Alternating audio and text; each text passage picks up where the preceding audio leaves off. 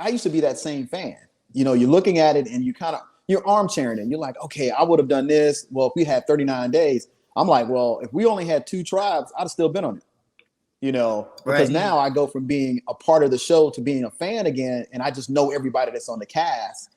But you don't notice it when you're going through it because you're like, okay, well, Erica, when she had an opportunity to take advantage of things that presented themselves in the show, she took advantage of them. The Hourglass was a great move because, one, it hadn't been in the show before, and Survivor as a whole has to continue to grow and has to try new things.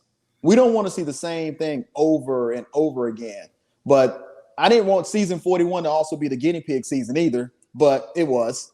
But again, being a part of that season, we got a chance to be a part of something that had never been done before. We never did a shot in the dark. We never had the Hourglass. But we also got to remember now, some of the stuff that impacted us was related to the pandemic and out of their control. Right. So where before you probably could have got more reward challenges because you could go get stuff from the main island of Fiji. Well, you can't just jump on a boat because of the pandemic and what Fiji was going through and be able to get different type of rewards. So, but as the fans, you can't see that part.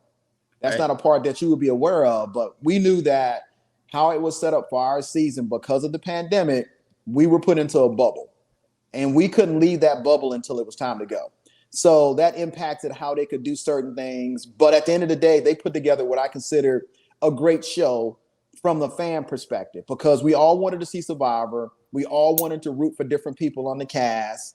We didn't care how much time we got as long as we had Survivor back. And on that part of it, I'm just grateful to be a part of the cast and to experience what was something new and something different as we do the marquee turnover to a different decade of looking at Survivor. To watch the rest of the interview, make sure you click on the video that is appearing on your screen right here. Click on it. It's awesome.